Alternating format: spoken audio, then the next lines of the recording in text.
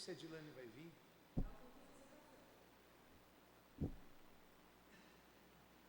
Vamos lá.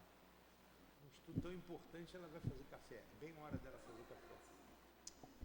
CEAP, Centro Espírita Altivo Panfiro. Uma casa de amor. Bom dia. Bom dia aos nossos ouvintes.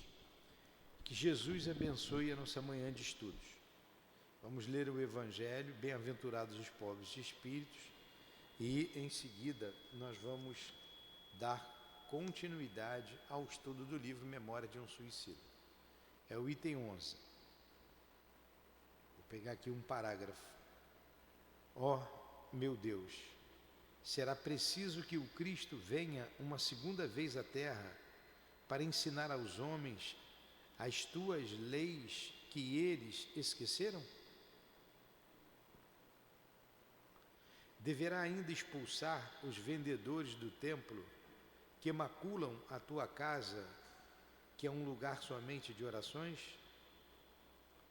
E quem sabe, ó homens, caso Deus vos concedesse essa graça, se não o renegarias como outrora, se não voltaríeis a chamá-lo de blasfemador, por vir reprimir o orgulho dos modernos fariseus. Quem sabe se não faríeis com que ele voltasse a percorrer o caminho do Gólgota. Mestre Jesus, nos ajude a compreender o teu Evangelho, a compreender a doutrina espírita, para sermos homens melhores em nossa sociedade, em nossos lares, em nossas casas de oração e de trabalho.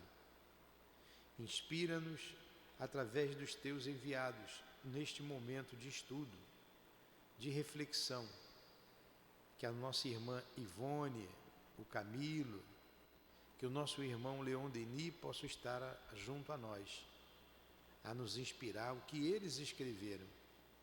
Então, em nome desses irmãos, Jesus, em nome do Altivo, o diretor da nossa casa de amor, com a coluna de espíritos que sustentam o nosso CEAP, em nome do amor, do nosso amor, do teu amor, Senhor, e do amor de Deus, nosso Pai, acima de tudo, iniciamos os estudos da manhã de hoje. Que assim seja. Graças a Deus.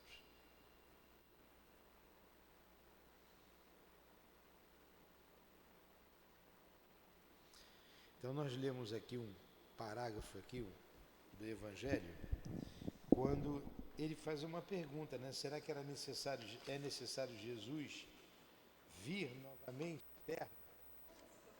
Esse é o capítulo 7, Bem-aventurados os pobres de espíritos. O item 11, que ele fala do orgulho e da humildade.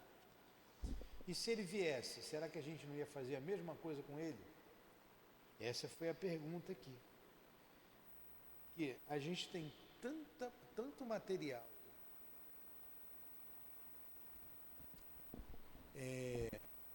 ensinamento,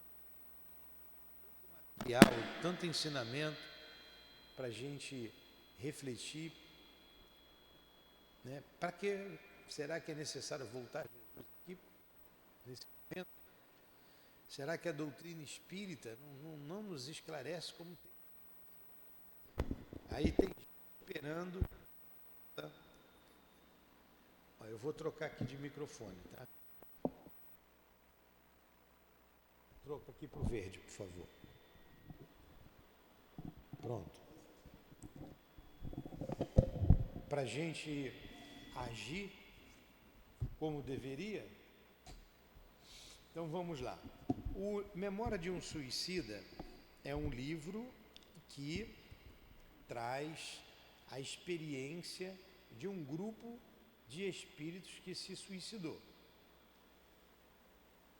E um espírito chamado Camilo Castelo Branco, que foi um escritor português que se suicidou no finalzinho do século XIX, mais precisamente 1890, narra a sua história e de alguns companheiros.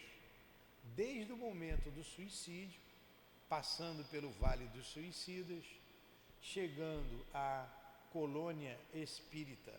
A colônia, não é colônia espírita, a colônia espiritual, né?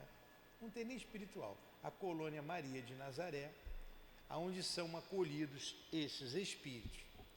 Conta como lá eles são divididos, os homens, as mulheres, fala do hospital, ele foi para o hospital, tem o manicômio, tem o isolamento, tem a torre, vários departamentos, vários setores naquela grande colônia. E tem uma cidade universitária. Ele vem narrando passo a passo deles lá, a dor, o sofrimento, a saudade.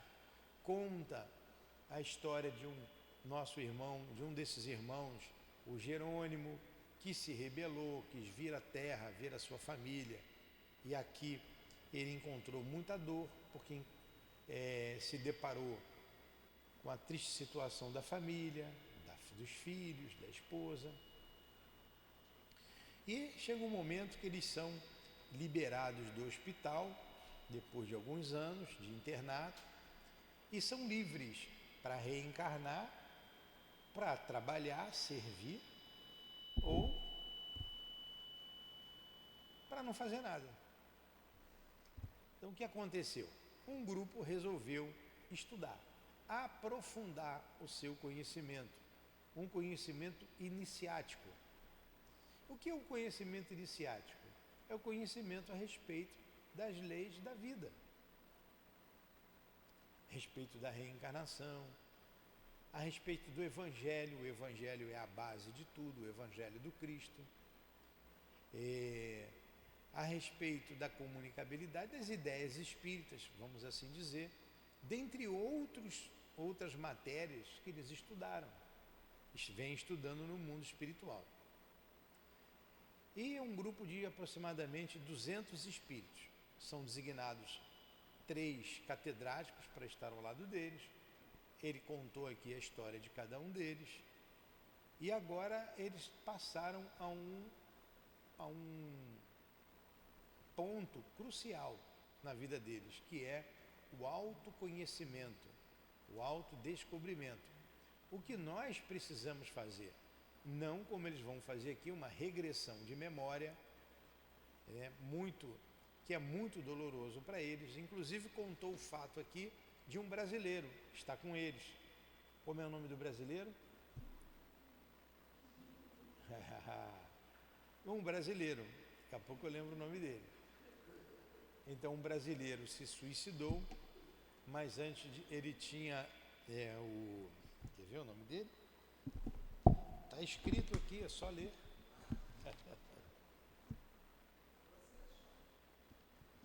Foi muito interessante, né, a vida lá do brasileiro. Eu sei que tem Ferrari, lembrei, tem Ferrari. Alguma coisa Ferrari. Amadeu Ferrari, tá vendo? Viu? Amadeu Ferrari. Então, o que foi que aconteceu com ele? Ele se mostrou ali, estava se sentindo injustiçado, porque teve um câncer na garganta.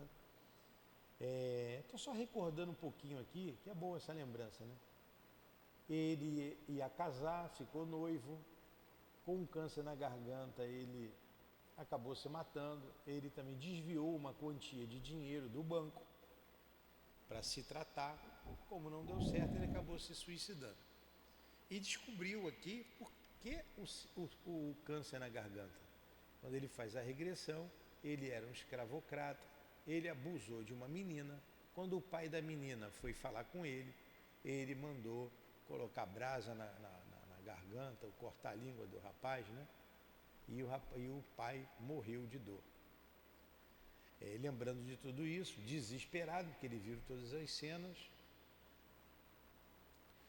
ele desencarnou, sofreu muito no mundo espiritual, foi violentado por aqueles que ele escravizou, foi levado lá para as selvas africanas e ali torturado até que deixaram ele para lá, preso lá na selva. E quem é que o salva? aquele mesmo espírito que ele tinha violentado a filha e cortado a língua dele. O retira de lá e assim ele reencarna. E esse espírito veio a ser o seu próprio pai. Ó, a dor maior acho que foi essa, né? Quando ele reconhece o pai. Então mostra que ninguém sofre porque Deus quer que a gente sofra, ninguém sofre porque há um capricho da lei divina, a gente sofre porque a gente escolheu o caminho da dor e do sofrimento. E a gente sabe que a dor é uma eterna companheira do homem aqui na Terra, faz parte da nossa evolução. Enfim, e por último, nesses estudos aprofundados, vai continuar aqui a regressão deles. Nesses estudos, eles vêm à Terra colocar em prática tudo que eles aprendem lá no mundo espiritual. E quando chega aqui na Terra, eles vêm ajudar as pessoas, querem se comunicar. E semana passada, a gente fez com muita calma, dando ênfase aos médiuns, que eles se aproximavam dos médiuns para trabalhar, mas os médiuns estavam mais preocupados com o seu dia a dia na vida. Nós terminamos o estudo semana passada aí, lembra? Que eu posso ler aqui um pedacinho só da semana passada sobre os médiuns, quando ele diz assim: não contávamos, porém, com um empeço desconcertante, que é o pouco desejo existente no coração dos médiuns de sinceramente se ativarem por causa dos ideais cristãos, que eles julgam defender, quando permanecem incapazes para uma só renúncia, avessos aos altos estudos a que será obrigado todo aquele que se julgar iniciado, amornados no desamor à redenção de si próprios e de seus semelhantes, aos quais tem o dever sagrado de defender da ignorância relativa às coisas espirituais. Então, eles vêm aqui, os médiuns são incapazes de renúncias, que não tem como você trabalhar mediunicamente sem renúncia. Os médiuns não querem estudar e precisam estudar, fazer um estudo aprofundado, como ele colocou aqui, da doutrina espírita, e eles se decepcionaram, não encontrando então em nós vasos, né, medianeiros, sinceros, e mesmo para a divulgação do trabalho deles. E olha que está falando de médiuns espíritas, hein? Nós esclarecidos, que nos dizemos esclarecidos. E nós paramos aí, certo? Aí vamos ao estudo de hoje. Dois acontecimentos de alta monta vieram modificar soberanamente certos pormenores de uma situação que se afigurava indecisa e indefinível, conquanto um espaço de 2 anos distanciasse a realização de um para outro. Fora por um daqueles dias festivos franqueados a visitações. Na véspera, preveniram-nos de que os internos receberiam visitas dos seus mortos queridos, isto é, membros da família, entes caros já desencarnados. Aliados, porém, do movimento, supusemo-lo apenas afeto aos mais antigos do que nós, no aprendizado do Instituto, e por isso limitamo-nos a esperar que algum dia tocaria também a nossa vez de rever os nossos. Olha só, ele vai falar aqui de um momento em que eles receberiam visitas de entes queridos. Vocês imaginam ficar isolado anos, eles já estão há décadas, né, contando o período lá no Vale dos Suicidas, mais os 3 anos de internato, agora vão receber visitas. Eu abro um parênteses dos trabalhos que a gente realiza aqui junto aos suicidas, que sempre é a misericórdia de Deus, é a direção do trabalho, sempre eles recebem aqui a visita de entes queridos.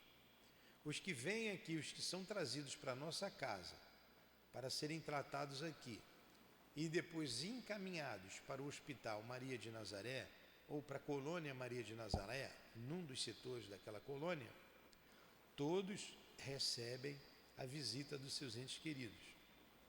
E nesses anos de trabalho, os guias responsáveis pela reencarnação deles se fazem presentes ao lado deles e eles se recordam, a gente faz uma regressão, eles acabam recordando-se de 1, 2, 3, até 4 existências para entender o que aconteceu com eles e a partir daí eles tomarem uma resolução de modificar a sua trajetória de vida. Então isso sempre acontece aqui e é de uma emoção indescritível ao ver um pai, a mãe, uma esposa, um filho, um marido que se aproximam deles. Então é um momento muito feliz, muito delicado na vida desses espíritos. Então eu imagino aqui na história que ele está escrevendo, receber lá a visita desses entes queridos. Até então eles eram considerados trânsfugas da lei e estavam lá presos. Porque um trabalho que a gente faz aqui na casa, quantas casas fazem esse tipo de trabalho? Quantas? No mundo inteiro, quantos grupos se reúnem para atender espíritos suicidas? Então são muito poucos, são raríssimos. Eu já ouvi de 1 ou 2 centros espíritas que faz esse tipo de trabalho. Então vamos lá. Bondosas e caritativas, como toda mulher que tem a educação moral inspirada no ideal divino, as damas vigilantes dispuseram os parques para a grande recepção que se verificaria no dia imediato, utilizando toda a habilidade de que eram capazes. E com arte e talento, criaram recantos dulcíssimos para a nossa sensibilidade, ambientes íntimos, encantadores, por nos falarem as recordações mais queridas da infância como da juventude, quando as desesperanças da existência ainda não nos haviam dado a sorver o cálice fatal das amarguras. E criando-os a nós outros, os ofereciam como agradáveis surpresas, a fim de recebermos nossa parentela e amigos, à proporção que chegavam. Criados ao ar livre, isto é, disseminados pelos parques e jardins de que a cidade era pródiga, à beira dos lagos serenos sobre as encostas das colinas graciosas que pareciam lucilar suavemente e risada sob o reflexo indefinível de revérberos multicores, tais recantos não eram perduráveis, existindo temporariamente, apenas enquanto durassem nossas necessidades de compreensão e consolo. Muitos deles traziam ao lar paterno aquele recinto sacrossanto em que se passara nossa infância e onde os primeiros anseios da vida, as primeiras esperanças haviam florescido e o qual, tão saudoso e ardentemente recordado, é por aquele que apenas trevas e desespero deparou ao se transportar para o além. Outros lembrariam cenários edificados sob a doçura da afeição conjugal, um recanto de sala, uma varanda florida, ao passo que mais alguns mostravam certa paisagem mais grata da terra natal, uma ponte bucólica, um trecho sugestivo de praia, uma alameda conhecida por onde muitas vezes palmilhamos pelo braço protetor de nossas mães. O que foi que eu li aqui? Ana, resume para mim. Ué, você não está prestando atenção? Você está com esse olho aí de jabuticaba olhando para mim fixo? O que foi que eu disse aqui? Agora que ela pousou, eu estou aqui, eu estou aonde? Então, o que eu li aqui nesse parágrafo aqui, comprido? Para receber a visita dos entes queridos, eles prepararam um cenário bonito. Em alguns casos até, vou de trás para frente, o pedaço da casa, do lar, onde os cônjuges sentavam para conversar. Então, para eles relembrarem aqueles momentos felizes que eles tiveram antes de se suicidar. O lar materno, lugares que eles andaram com a mãe ou com a família, um pedaço de praia,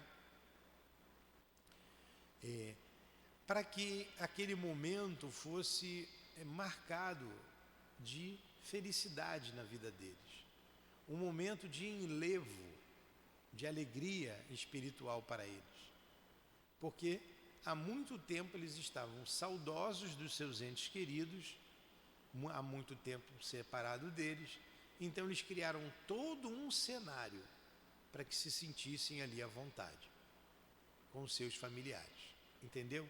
Entendeu, Ana? Mais alguma coisa a acrescentar? Não? Então vamos lá, vamos continuar lendo. Presta atenção que eu vou perguntar, hein?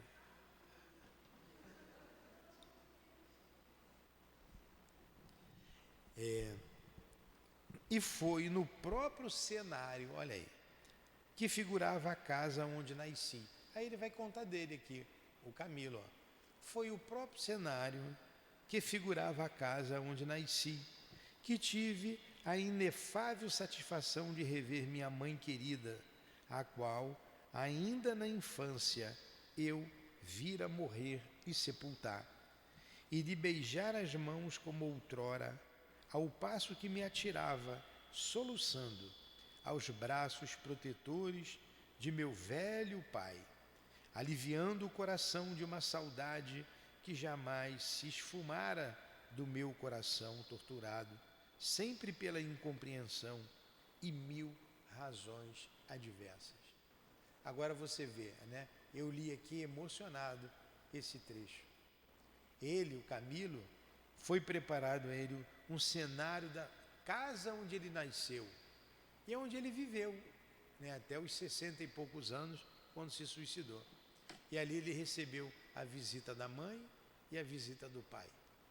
Que momento deve ter sido esse na vida dele, né? Que momento especial. Eu que estou lendo a história, que já li algumas vezes, eu estou emocionado. Imagina o Camilo. A não ser que ele esteja aqui do meu lado, lembrando desse momento e se emocionando mais uma vez.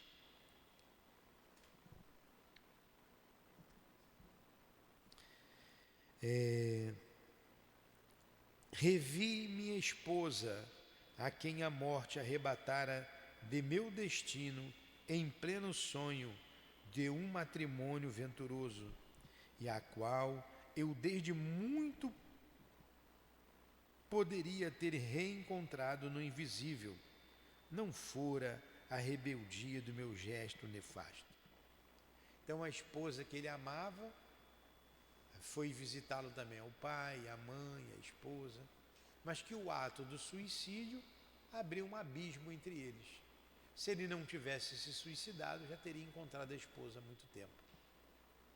De todos eles recebi carinhosas advertências, conselhos preciosos, testemunhos de afeto perene, reparando que nenhum me pedia contas do desbarato em que as paixões e as desditas me haviam transformado a vida. E recebi-os como se tivéssemos em nosso antigo lar terreno, os mesmos móveis, a mesma decoração interna, a mesma disposição do ambiente que eu tão bem conhecera. Porque Ritinha de Cássia e Doris Mary tudo haviam preparado para que se perpetuassem em meu coração as impressões sacrossantas dos veros laços de família. Como é importante esses laços de família para a gente, né? como são importantes esses momentos. Ambas, essas duas eram as enfermeiras que estavam ajudando a eles, né?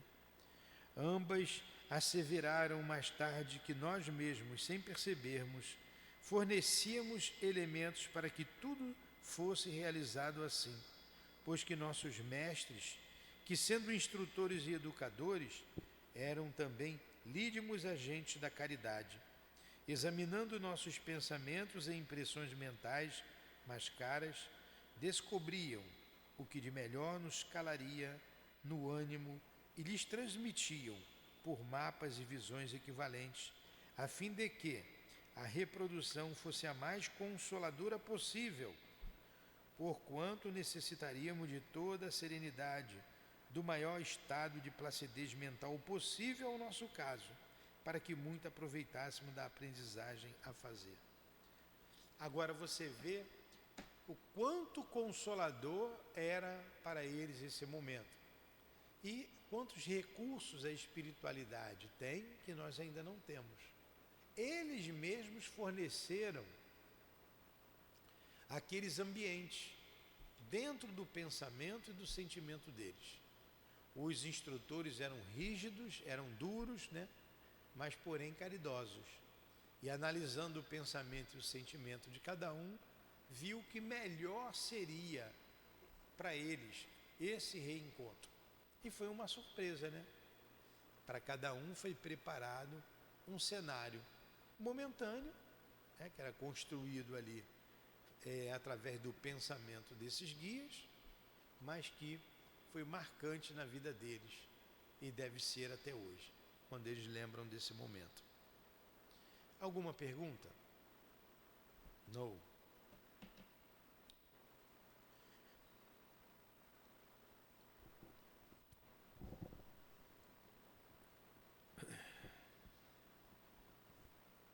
Onde que eu parei?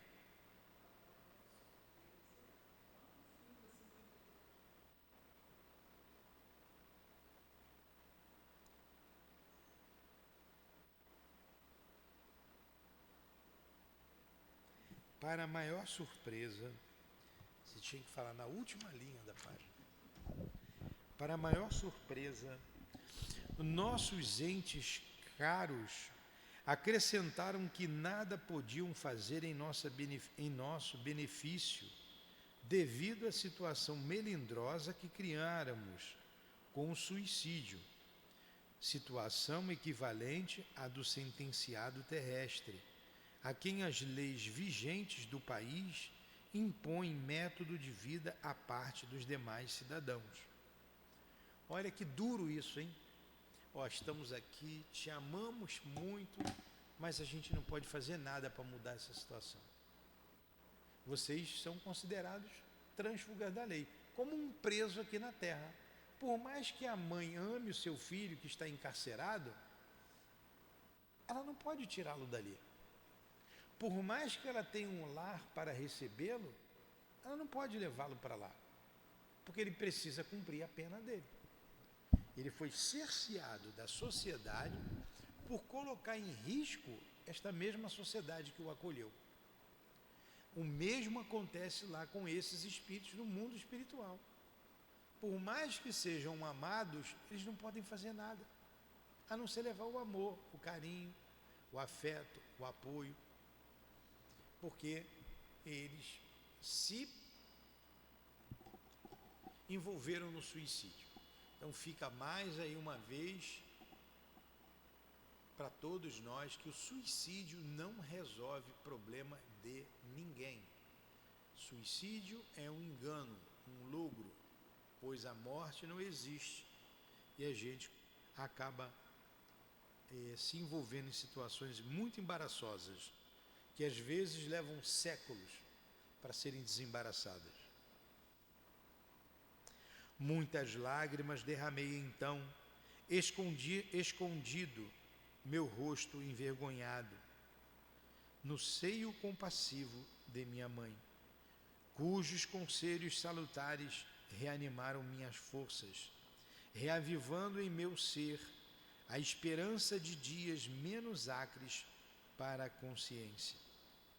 e sob os cortinados olentes dos arvoredos, reunidos todos sob os dosséis floridos que lembravam os pomares e os quintais da velha casa em que vivi, embalado pela amorosa proteção de meus inesquecíveis pais terrenos, demorava-me muitas vezes em doces assembleias com muitos membros de minha família, que, como eu, eram falecidos. Por sua vez, meus companheiros de infortúnio tinham direitos idênticos, não havendo ali favores especiais, nem predileções, senão rigorosa justiça vazada nas leis de atração e afinidade. Então, não somente ele, mas todos aqueles que com ele estavam ali, tiveram a mesma benesse, de reencontrar os seus parentes. Esses amigos que realmente os amavam, porque todos nós temos seres que nos amam de verdade. Se não, nesta vida, porque às vezes a gente precisa vir sozinho, passar por momentos difíceis, mas tem seres nos aguardando, tem seres que caminham conosco, ao nosso lado, chora conosco, sorriem conosco, aguardando o momento propício para o reencontro. Muitas vezes nós nos apartamos deles por condutas que tivemos em nossas vidas, escolhas erradas que fizemos, mas o destino fará com que nos reencontremos novamente.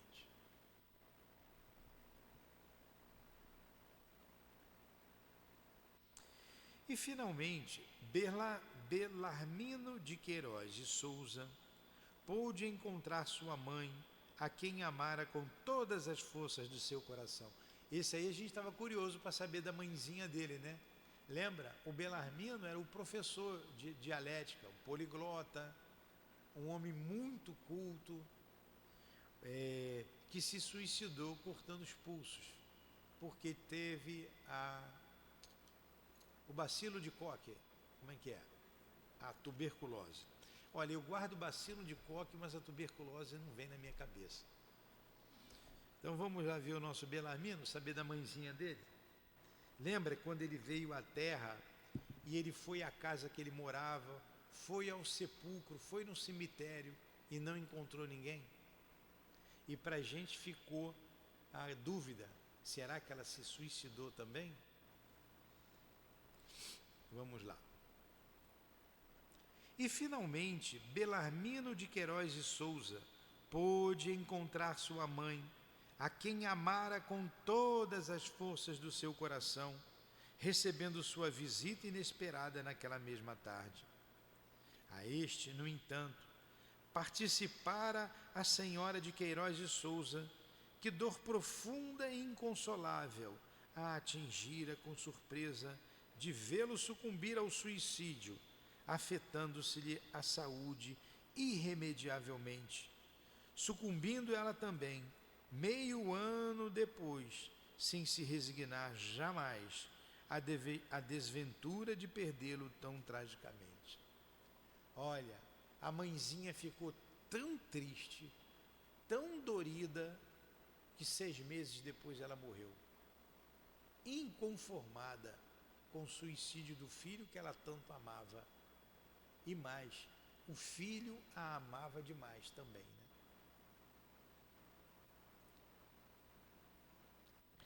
Que as mais angustiosas decepções colheram-na depois do trespasse, pois que, julgando encontrar o supremo esquecimento no seio da natureza, se deparava viva após a morte, erralada de desgostos, visto não possuir quaisquer capacidades mentais e espirituais que a pudessem recomendar às regiões felizes ou consoladoras do invisível. Que em vão o procurara pelas sombrias regiões por onde transitara, acossada por nefastas confusões, debatendo-se entre os surpreendentes efeitos do orgulho e do egoísmo que lhe assinalaram a personalidade e o arrependimento por haver negado as dúlcidas efusões do amor de Deus pelo domínio exclusivo da ciência materialista, pois que lhe asseverava a consciência caber-lhe grande dose de responsabilidade pelo desastre do filho, uma vez que fora ela, mãe descrente dos ideais divinos, mãe imprevidente e orgulhosa, cujas aspirações não gravitavam além dos gozos e das paixões mundanas, que lhe modelara o caráter, dando-lhe a beber do mesmo vírus mental que a ambos arrastara a tão deploráveis quedas morais. Chegada finalmente à razão, graças aos imperativos da dor educadora, trabalhara, lutara, sofrera resignadamente no espaço, durante vários anos, suplicara, sinceramente convertida, a verdade existente na ideia de Deus e suas leis, e assim levado em conta seu ardente desejo de emenda e progresso, receber a concessão para rever o filho, dádiva misericordiosa do Ser Supremo, agora reconhecido com respeito e compunção. Explica, Ana, o que eu li. Explica. Vocês entenderam, né? Então, mas vamos falar um pouquinho. A família do nosso Belarmino, tanto o pai quanto a mãe, ele era filho único, eles eram discípulos de Augusto Comte. Augusto Comte foi um filósofo positivista. E o positivismo se faz presente até hoje em nosso país, inclusive em nossa bandeira. Está lá escrito ordem e progresso. Essa é uma frase positivista. O exército brasileiro, o exército positivista, mas isso eu não posso falar. Então, era a ciência pura e a negação de Deus. E nesse caminhar, ela educou seu filho nessa ciência materialista, onde só importava os bens, os gozos da vida material. E quando ela era orgulhosa, né, por esse conhecimento, não acreditava em Deus, e quando viu o filho se matar, morrer de maneira tão trágica através do suicídio, ela enlouqueceu. Desencarnou, se deparou com a realidade da vida, porque a morte não existe. Orgulhosa, procurou o filho por tudo quanto foi lugar, não encontrou, não podia encontrá-lo, até que foi ajudada, foi acolhida, se rendeu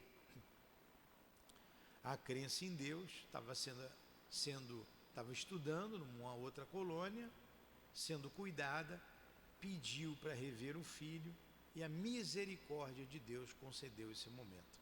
Foi isso aqui que a gente leu agora, viu, Ana? Que propiciou esse reencontro tão feliz com o seu filho amado. Aí novamente vai falar das enfermeiras, né? Doris Mary e Rita de Cássia. Doris Mary e Rita de Cássia, a mãe e ao filho, forneceram o blandicioso conforto de um gratíssimo e saudoso ambiente. A velha biblioteca da mansão dos de Queiroz e Souza, a lareira crepitando alegremente, a cadeira de balanço da velha senhora, a pequena poltrona de Belarmino junto ao regaço de sua mãe, como ao tempo da infância. Olha, preparou todo um ambiente querido deles, né? Não falou do pai dele, né? O pai não veio. Fiquei curioso do pai do Belarmino. Mas vamos lá. O segundo acontecimento que, a par do primeiro, conquanto vindo 2 anos mais tarde, marcou o roteiro decisivo para meu espírito. Foi a ciência que tive de mim mesmo, rebuscando no grande compêndio de minha alma as lembranças do pretérito, as quais há muito jaziam covardemente adormecidas devido à má vontade da consciência em passá-la em revista integral, meticulosa. Assim foi que, alguns dias depois da primeira aula de ciências ministrada por Epaminondas de Vigo, tocou a minha vez de extrair dos arcanos profundos do ser a memória das encarnações passadas do meu espírito em lutas pela conquista do progresso. Memória que meu orgulho repudiava, confessando-se apavorado com as perspectivas que sentia palpitando em derredor. Olha, quando ele começar a relembrar eu vou parar, tá? Porque vale a pena a gente ouvir toda a história dele com bastante calma, que é dolorosíssima para ele e para nós que vamos ouvir também. Epaminondas é um instrutor, viu? Epaminondas de Vigo, porém, incisivo, autoritário, não concedeu moratória no momento exato a mim destinado. Sentei-me, pois, à cadeira que se nos afigurava o venerável Tribunal da Suprema Justiça, naqueles momentos terríveis em que enfrentávamos o lúcido instrutor. Olha, eu tenho 20 minutos, vamos continuar? Então me chama de bonito. Foi muito rápido, foi falso esse bonito. Foi falso. Vamos lá. Silêncio absoluto circundava o recinto, como sempre. Apenas as vibrações mentais de Epaminondas, traduzidas em vocabulário escorreito, enchiam a atmosfera respeitável em que sacrossantos mistérios da ciência celeste se desvendavam para nos iluminar o espírito ensombrado de ignorância. Não ignoravam os circunstantes a espécie de indivíduo por mim acabada de exibir em Portugal, às voltas com um avezado orgulho que me corrompera o caráter, porque tão ruim bagagem moral me rondava ainda os passos, fazendo-me corte assintosa, não obstante a humílima condição a que me via reduzido. Então vamos lá, esse é o Camilo. Quem foi Camilo Castelo Branco? Foi um grande escritor português, ele é venerado até hoje em Portugal, com os seus romances. E o orgulho, nesse momento, ainda fazia parte dele. Ele citou momentos importantes naquele meio ali de estudo, de aprofundamento. Foi a visita dos entes queridos e agora ele vai se deparar com ele mesmo, quem é ele, né, que está escondido dentro dele. E ele está dizendo aqui que ainda, apesar da condição humílima, quer dizer, muito humilhante que ele se passava ali, ele ainda tinha orgulho dentro dele. Vamos lá. Esse negócio do orgulho é difícil de tirar de dentro da gente. O que, porém, talvez nem todos soubessem, porque se tratava de fato que o mesmo orgulho raramente me permitia esclarecer, era que eu fora paupérrimo de fortuna, lutando sempre asperamente contra a adversidade de uma pobreza desorientadora, a qual não só não me dava quartel, como até desafiava quaisquer recursos por meus raciocínios aventados, no intuito de suavizá-la. E que, para fugir à calamidade da cegueira que sobre meus olhos, sem força de resistência, estendia denso véu de sombras, reduzindo-me à indigência mais desapiedada que, para meu conceito, o mundo poderia abrigar, fora que me precipitara a satânica aventura, cujas dolorosas consequências me condenavam às circunstâncias que todos conheciam. E foi que eu li aqui, Ana? De novo, 3 vezes você não prestou atenção, Ana? Você está me olhando e olhando lá longe. Mas eu sei que é difícil a gente entender, principalmente quem está chegando agora. É porque a gente já ouviu a história toda. Por que o Camilo se matou? Ele deu um tiro na cabeça. Porque ele ficou cego. E o seu sustento vinha daquilo que ele escrevia. Então ele precisava dos olhos. E ele narrou aqui que ele sempre foi paupérrimo. Sempre foi muito pobre. Então ele lutava, trabalhava para poder sobreviver. E sem os olhos, como que ele ia poder sobreviver? Então o orgulho fez com que ele se matasse. Não vou viver na miséria. Não vou me apresentar na miséria. Preferiu o suicídio. Entendeu? É isso que ele narrou aqui. Podia ser sucinto assim, né? Foi isso. Então vamos lá. E é ele mesmo que está escrevendo. Está vendo? É o Camilo que está escrevendo. Delicadamente os adjuntos prepararam-me, tal como conviria ao réu que frente a frente com o tribunal da consciência vai se examinar, julgando a si próprio, sem as atenuantes acomodatícias dos conceitos e subterfúgios humanos, porque o que ele vai ver é o que ele próprio deixou registrado nos arquivos vibratórios de sua alma, por cada uma das ações que andou praticando durante o existir do espírito, encarnado ou não encarnado. Então olha só a gravidade. Todos nós temos em nós, está marcado na gente. O que você tomou no café, Ana, hoje às 8 horas da manhã? Hã? Quê? Coxinha? Tu comeu coxinha de manhã? Caramba! Coxinha com Coca-Cola, agora você vê. Bem mesmo da idade. A Ana tem 13 anos. Comeu coxinha com Coca-Cola e tua mãe irresponsável deixou? Ela que comprou? Está pior do que eu pensava, então. Está pior do que eu pensava. Daqui a 1000 anos, se você quiser lembrar o que você tomou no café hoje, coxinha com Coca-Cola, você vai lembrar. Então, as nossas vidas pregressas, seja no mundo espiritual, seja nas existências materiais, elas estão gravadas em nós. Assim como o dia de ontem ou hoje de manhã, eu comi um caqui, tá vendo? Bem mais saudável, né? Eu comi um caqui. Eu levantei, comi um caqui.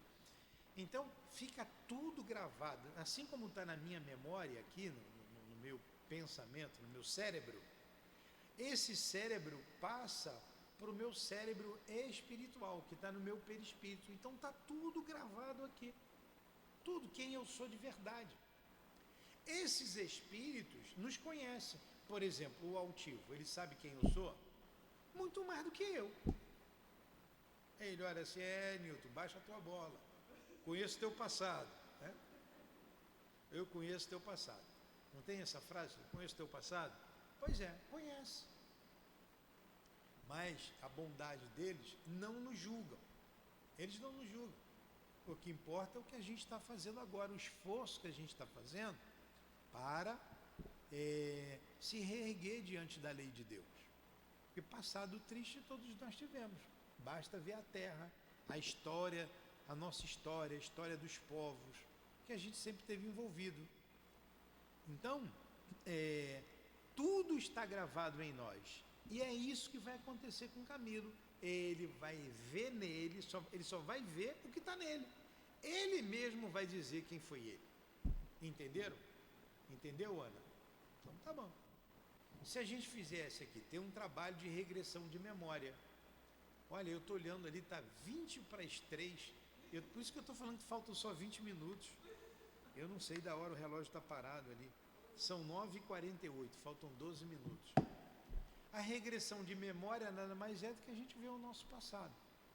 É possível fazer isso. relaxando, né? Tem técnicos para isso, psicólogos preparados para isso, para atingir um objetivo, não por curiosidade, eu quero saber quem eu fui no passado, não. Se tiver uma dor, se tiver um problema sério de doença, um problema emocional e a regressão pode ajudar, é feito esse trabalho, nunca por curiosidade. Então vamos lá. Coxinha com Coca-Cola, agora você vê. Rodearam-me os mestres, desferindo sobre as potencialidades do meu ser inferiorizado poderosos recursos fluídicos, no intuito caridoso de auxiliar.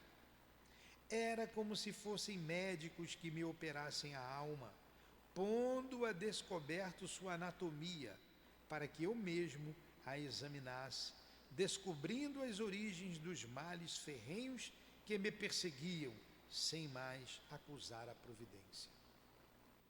Então, eles trabalharam o Camilo fluidicamente para que ele visse nele quem ele é, por que aquela dor toda, por que aquele orgulho, por que aquelas acusações à providência que ele ainda fazia. Então ele vai ver nele de verdade quem ele é, para ele não reclamar de ninguém. E ai de nós, quando a gente estiver de frente com o nosso passado. Ai de nós. Por isso, não devemos jogar pedra no telhado de ninguém, porque o nosso telhado é de vidro, não é assim que diz? Eu acho que é de porcelana, é mais delicado ainda. Imagina eu ver o teu passado, Sandra. Expulsava você daqui, hein? Pois é. E se vocês vissem o meu? Caramba, não quero nem pensar nisso. Vamos lá. Vamos ver o passado do outro aqui que é melhor, né? Vamos deixar o nosso para lá. Intuições de angústia auguravam desespero em meu seio. Eu me teria certamente banhado em suores gelados, se for ainda carnal o meu envoltório. Todavia, a sensação penosa do pavor acovardou-me e eu quis resistir, prevendo a vergonhosa situação que me esperava frente aos circunstantes. E derramando pranto insopitável, pedi súplice de molde a ser ouvido apenas por Epaminondas. Senhor, por piedade, compadecei-vos de mim. Aí entra o Epaminondas. Não vaciles. Parece até eu falando de vez em quando, né? Não vaciles, respondeu naquele tom imperioso que lhe era peculiar, enquanto suas palavras ressoavam pelo anfiteatro, ouvidas por todos, a fim de operarmos a renovação interior que levará nossas almas à redenção, precisaremos apoiar-nos na mais viva coragem. Sem decisão, sem heroísmo, sem valor, não conseguiremos progredir, não marcharemos para a glória. Lembra-te de que os pusilânimes são punidos, são os dúbios, pusilânimes são os indecisos, né? São punidos com a própria inferioridade, em que se deixam permanecer com a degradação de que se cercam. Lembra-te de que a tua reabilitação, que se impõe todas as vezes que a dor se acerca de ti, sempre que o sofrimento faz vibrar doloridamente as fibras do teu ser. Sê forte, pois porque o Sumo Criador premia as almas valorosas com a satisfação da vitória. Então, olha só o incentivo que o Epaminondas deu a ele. Mas isso serve para a gente também, para a gente ser forte, porque Deus premia os fortes. O feio não é cair, o feio é ficar caído. Então, ele foi escondendo para debaixo do tapete as suas mazelas. E ele ficou com vergonha, ele não queria ser exposto. E o instrutor disse, não, é a tua hora de se reconhecer, vamos embora. Só assim que você vai sair dessa situação. Ainda faltam 20 para as 3, ainda faltam 20 minutos naquela loja. Tá tarde. São 9h54. Vamos lá, mais um pouquinho. Conformei-me ao influxo daquela mentalidade vigorosa, invocando intimamente o auxílio maternal de Maria de Nazaré, a quem eu aprendera a venerar desde que ingressara no caridoso instituto, recordando-me de que, sob seus amorosos cuidados, era que nos asiláramos. Então ele aprendeu a orar, a pedir a Maria Santíssima, Mãe de Jesus, que lhe auxiliasse naquele momento tão difícil. Aí, gente, nós vamos parar por aqui, porque aqui vai começar a desnudar o nosso irmão. E eu vou ter que, se eu não parar, a gente vai largar na metade. Mas ainda tem mais, aqui ele não vai falar tudo. No outro capítulo, no capítulo 20, ele vai falar da cegueira dele. Qual foi a causa da cegueira dele? Está lá no outro capítulo. Tem 3 páginas para terminar esse capítulo. Eu terminaria, mas tem pessoas que nos ouvem, tem horário, não dá para a gente passar. Nós estamos aqui exatamente há 55 minutos. Vamos fazer a prece, dá 1 hora de estudos. Que dá vontade de ir até o final do livro, dá, né? Olha, a causa da cegueira dele foi uma coisa tão dolorosa que vocês vão se abismar. Vamos lá. Onde que nós paramos então? Então, harmonizando as minhas próprias vontades com as tutelares aqui, né? Semana que vem a gente continua aqui. Muito bom o estudo, né? Tá vendo? Então, que Deus abençoe o Camilo. Nós te agradecemos, meu irmão, por se expor e nos mostrar a realidade da vida, a dor que acompanha aquele que retorna à pátria espiritual através do suicídio. Esperamos que você, que o Belarmindo, que o Mário, o Jerônimo, o brasileiro Amadeu, todos vocês que se exporam, estejam já redimidos diante da lei de Deus e que este mesmo amor do Pai Celestial os acompanhe junto com o amor do Cristo Jesus. Rogamos pela nossa irmã Ivone, que tanto se expôs também a vida a todos nós, para que tenhamos coragem de enfrentar as adversidades que a vida nos apresenta no dia a dia. E que tenhamos forças para isso. Que Deus abençoe a você também, irmã querida. Deus abençoe a Leon Denis, que colocou a doutrina espírita nessa belíssima obra. Que Deus abençoe a todos nós, dando-nos coragem e forças para vencer as adversidades da vida. Coragem e forças para dizermos, através das nossas ações, sou cristão, sou espírita. Ajuda-nos, Senhor, a nos reerguer do lodo que um dia nós colocamos os pés, o lodo que um dia também deitamos, rolamos, mas agora cansados, queremos e precisamos nos reerguer diante do Pai Celestial. Ajuda-nos nesta caminhada, que jamais o suicídio faça parte dos nossos pensamentos ou sentimentos. E rogamos por todos esses que pensam dar fim aos seus problemas através do suicídio, que os seus anjos guardiães lutem por eles e que tenham a coragem de enfrentar as dificuldades da vida. ajude-os. Rogamos por todos os que choram, por todos os que sofrem devido ao suicídio.